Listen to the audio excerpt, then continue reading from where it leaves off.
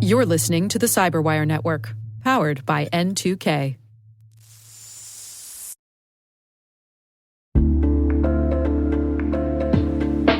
Hey everybody, Dave here. Have you ever wondered where your personal information is lurking online? Like many of you, I was concerned about my data being sold by data brokers. So I decided to try Delete Me. I have to say, Delete Me is a game changer. Within days of signing up, they started removing my personal information from hundreds of data brokers. I finally have peace of mind knowing my data privacy is protected. Delete Me's team does all the work for you with detailed reports, so you know exactly what's been done. Take control of your data and keep your private life private by signing up for Delete Me. Now at a special discount for our listeners. Today, get 20% off your Delete Me plan when you go to joindeleteme.com/N2K and use promo code N2K at checkout. The only way to get 20% off is to go to joindeleteme.com/N2K and enter code N2K at checkout. That's joindeleteme.com/N2K, code N2K.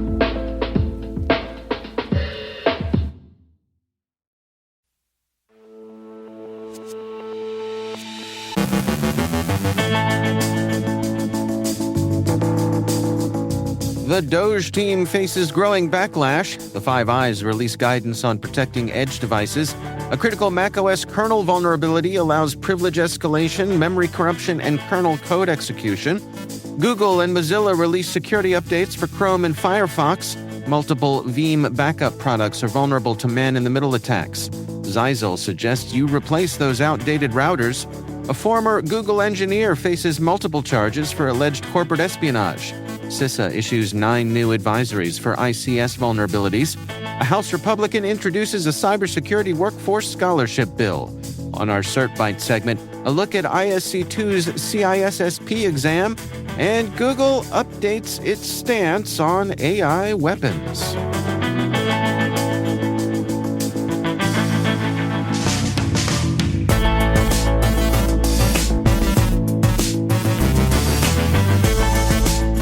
It's Wednesday, February 5th, 2025. I'm Dave Bittner, and this is your Cyberwire Intel Briefing.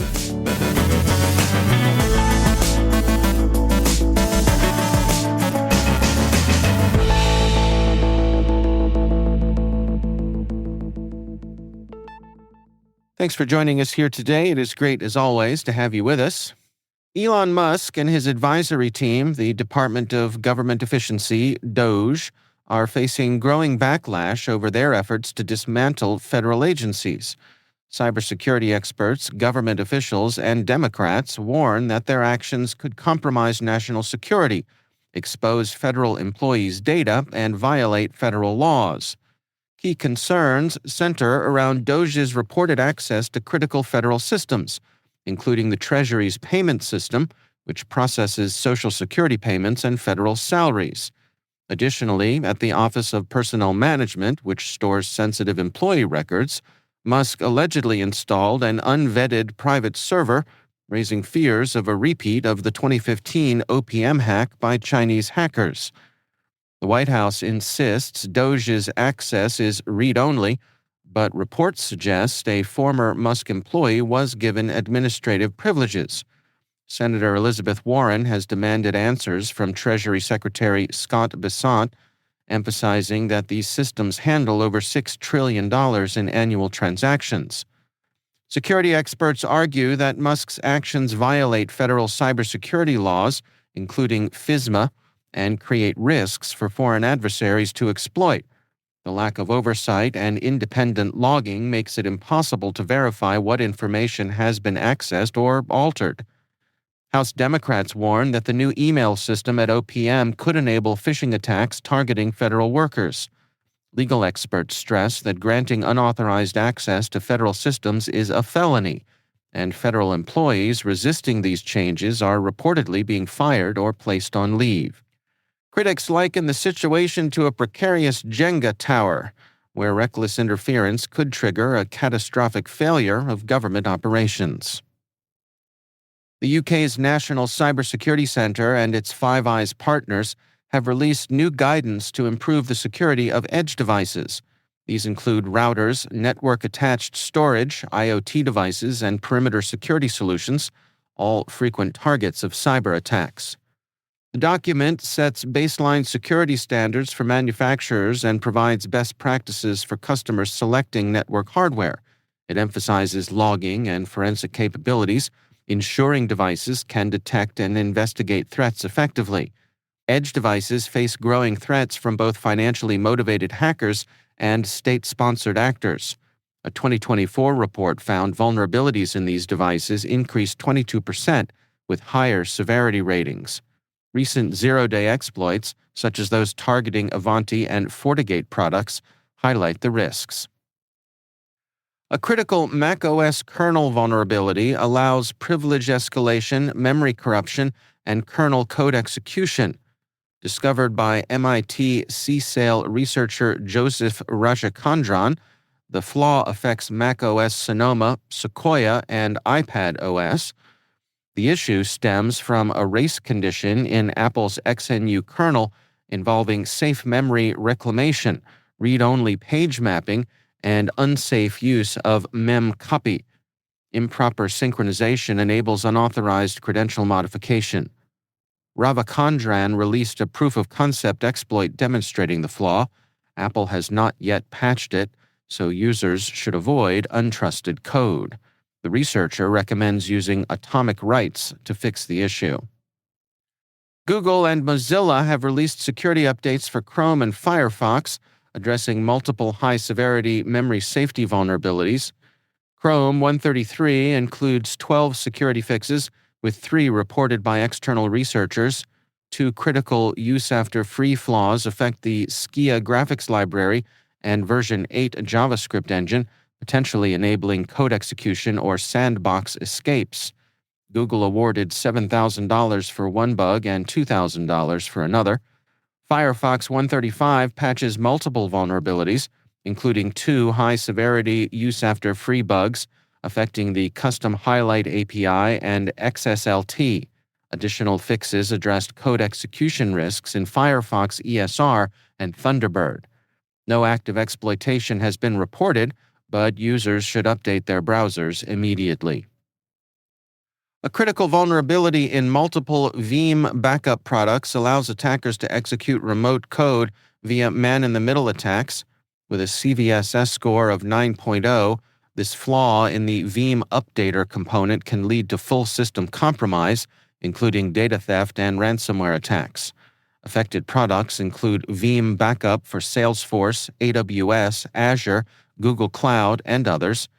Veeam has released urgent patches, and users should update immediately to mitigate risks. Attackers can intercept and manipulate update requests, injecting malicious code. Zyxel has announced it will not release patches for 2 actively exploited vulnerabilities affecting its end-of-life routers, despite warnings from security researchers. Threat intelligence firm Grey Noise reported that attackers are using these flaws to execute arbitrary commands, leading to full system compromise. The vulnerabilities were discovered by VulnCheck in mid-2023, but remained unpatched. Zyxel claims it was unaware until January 29th, after Grey Noise reported active exploitation. The company advises customers to replace affected routers instead of expecting fixes.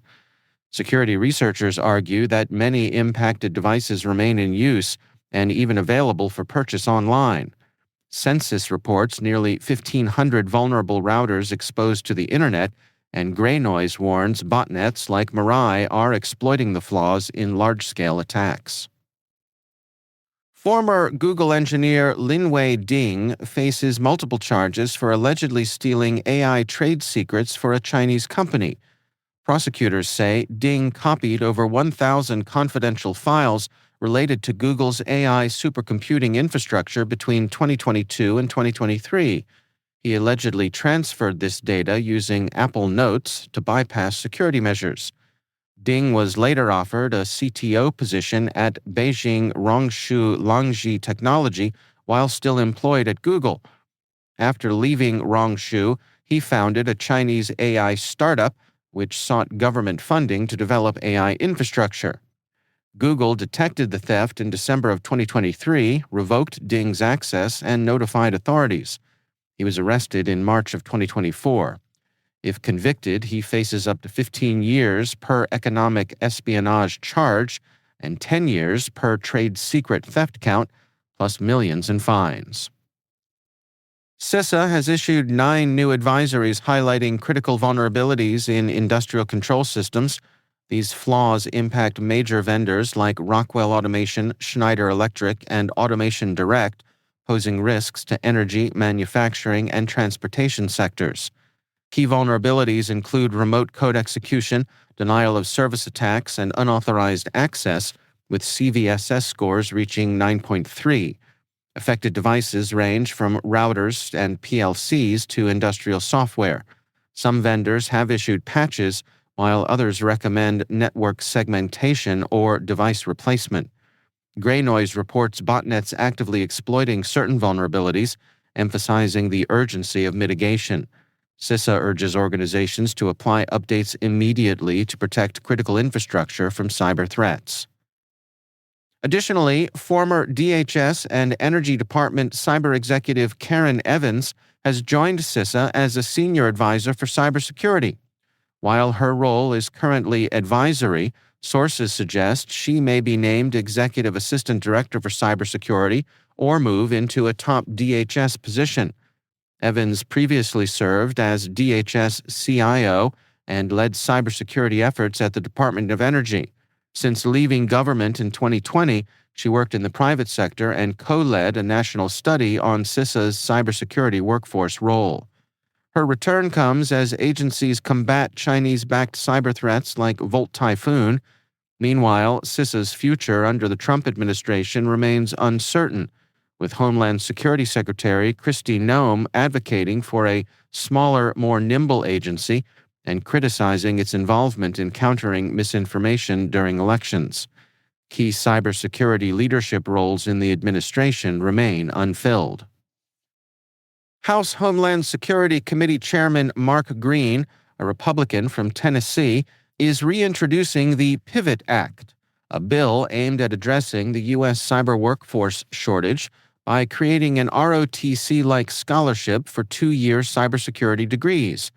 The legislation, which previously had unanimous committee support, stalled last session but remains a priority due to growing cyber threats, particularly from Chinese-backed hacking groups like Volt Typhoon. Under the bill, students at community colleges and technical schools would receive scholarships in exchange for 2 years of government cyber service at any level. The program, managed by CISA, also seeks to expedite security clearances and place 10,000 new cyber professionals in the workforce. Despite internal Republican debates over CISA's role, Green argues the agency is critical to national cybersecurity and workforce development efforts.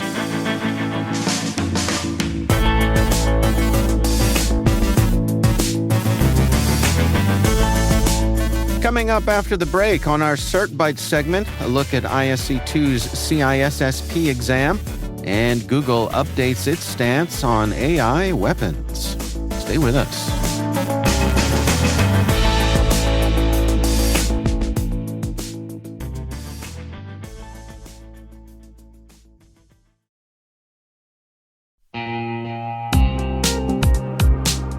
Cyber threats are evolving every second, and staying ahead is more than just a challenge, it's a necessity.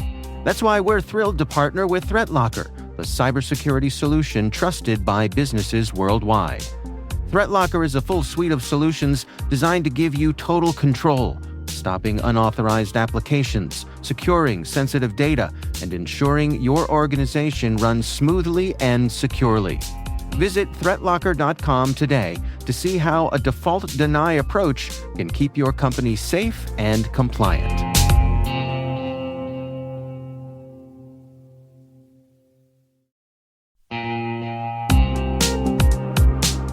Do you know the status of your compliance controls right now? Like, right now. We know that real-time visibility is critical for security, but when it comes to our GRC programs, we rely on point-in-time checks. But get this. More than 8,000 companies like Atlassian and Quora have continuous visibility into their controls with Vanta. Here's the gist. Vanta brings automation to evidence collection across 30 frameworks, like SOC 2 and ISO 27001. They also centralize key workflows like policies, access reviews, and reporting, and helps you get security questionnaires done 5 times faster with AI. Now that's a new way to GRC. Get $1,000 off Vanta when you go to vanta.com/cyber. That's vanta.com/cyber for $1,000 off.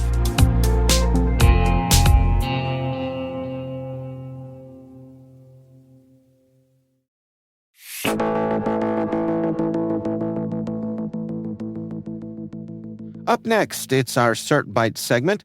N2K's Chris Hare is joined by Stephen Burnley to break down a question from N2K's ISC2 CISSP practice test.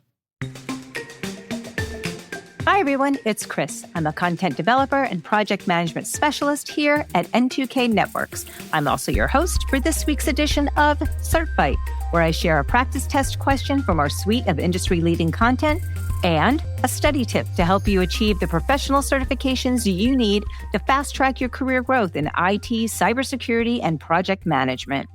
Today's question targets the ISC2 CISSP Certified Information Systems Security Professional Exam, which was recently updated on April 15th, 2024.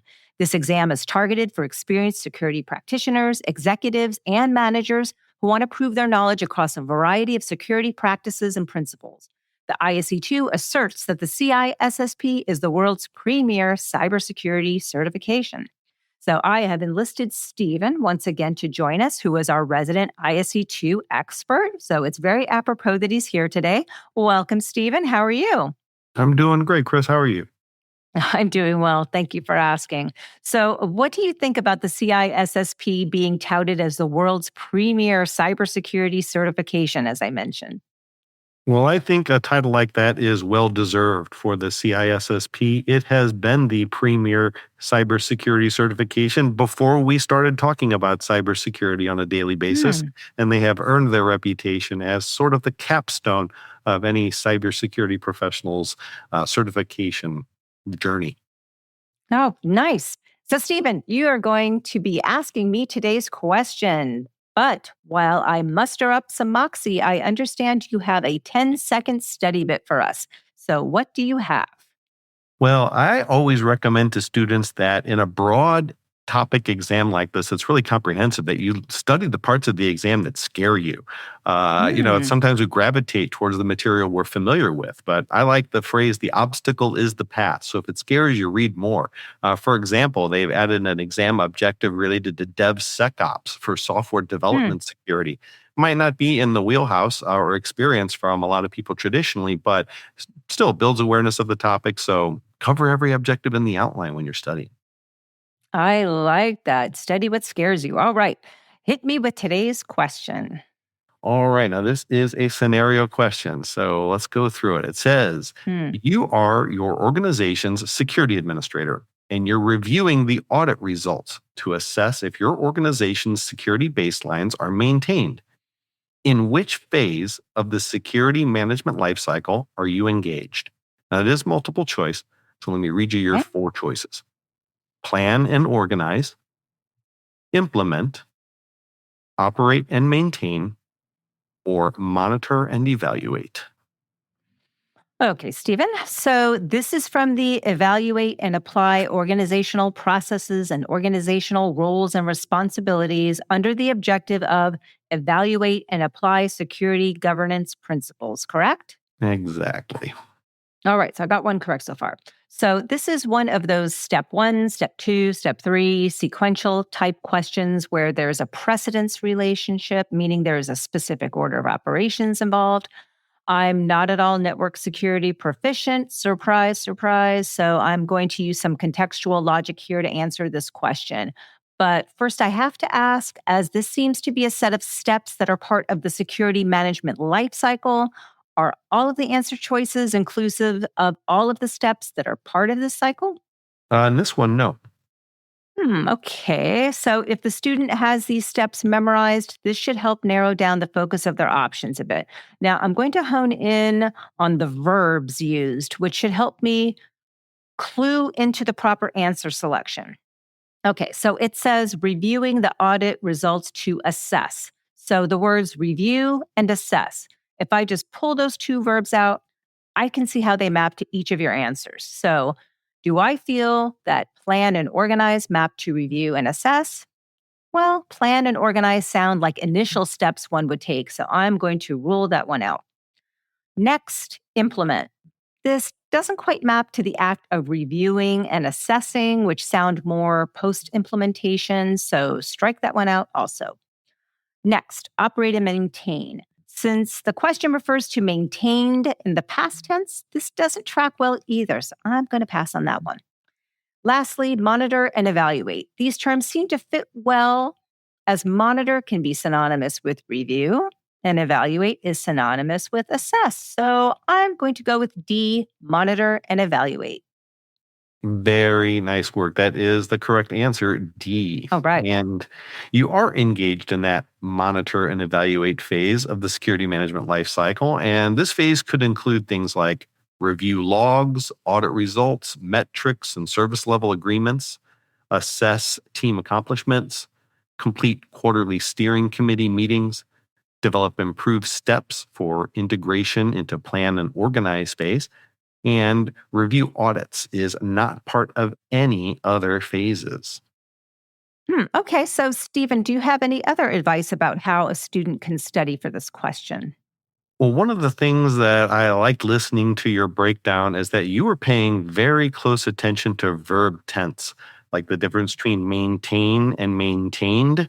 And when you're looking at these procedural questions like that, you are exactly on the right track. Those are pro test taking skills there. Excellent. Well, another good question. Appreciate your being here today, Stephen. Thank you very much for having me. Sure. Are there any upcoming ISE2 or other practice tests you'd like to promote here? Yes, actually, we have an update coming to the CISSP exam in early 2025. And in addition to that, we did just update the framework for the Cisco Certified Network Associate, or CCNA exam this past September. And we also have a ton more coming in Microsoft, CompTIA, and Amazon exam updates. So keep out on the lookout for those on our website. All right. Looking forward to those. Thanks so much, Stephen. Thank you. And thank you for joining me for this week's CertByte. If you're actively studying for this certification and have any questions about study tips or even future certification questions you'd like to see, please feel free to email me at certbyte@n2k.com. That's CERTBYTE@n2k.com. If you'd like to learn more about N2K's practice tests, visit our website at n2k.com/certify. For more resources, including N2K Pro offerings, check out the cyberwire.com/pro. For sources and citations for this question, please check out our show notes. Happy certifying.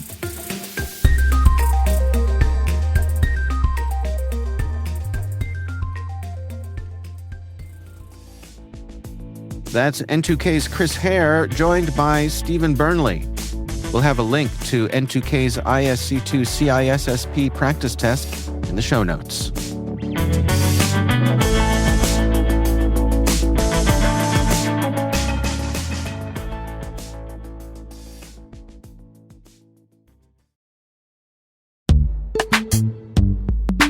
And now, a message from our sponsor, Zscaler, the leader in cloud security. Enterprises have spent billions of dollars on firewalls and VPNs, yet breaches continue to rise by an 18% year-over-year increase in ransomware attacks and a $75 million record payout in 2024. These traditional security tools expand your attack surface with public-facing IPs that are exploited by bad actors more easily than ever with AI tools. It's time to rethink your security. Zscaler Zero Trust plus AI stops attackers by hiding your attack surface, making apps and IPs invisible, eliminating lateral movement, connecting users only to specific apps, not the entire network, continuously verifying every request based on identity and context, simplifying security management with AI-powered automation, and detecting threats using AI to analyze over 500 billion daily transactions. Hackers can't attack what they can't see. Protect your organization with Zscaler Zero Trust and AI. Learn more at zscaler.com/security.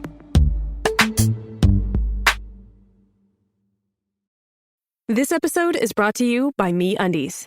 While MeUndies can't totally help your love life this Valentine's Day, they can offer you insanely comfy undies and loungewear to buy or gift. MeUndies has so many awesome Valentine's Day prints and styles. Plus, you can match with your partner, friends, or even your pets. This Valentine's Day, give the gift that'll keep them thinking of you and score huge site-wide savings at MeUndies.com/Spotify. That's MeUndies.com/Spotify. MeUndies. Comfort from the outside in.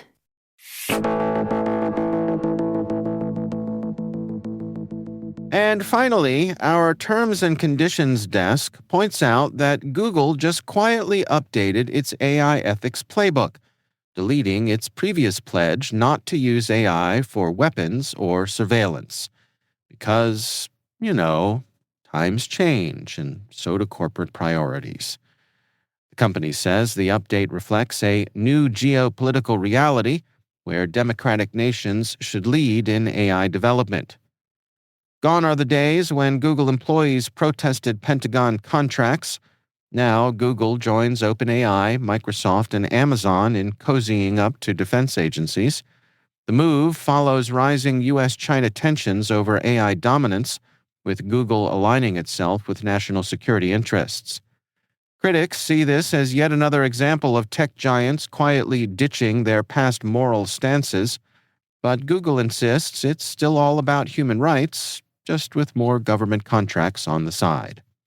As for past promises, well, those seem to have been lost somewhere between government funding and geopolitical tension.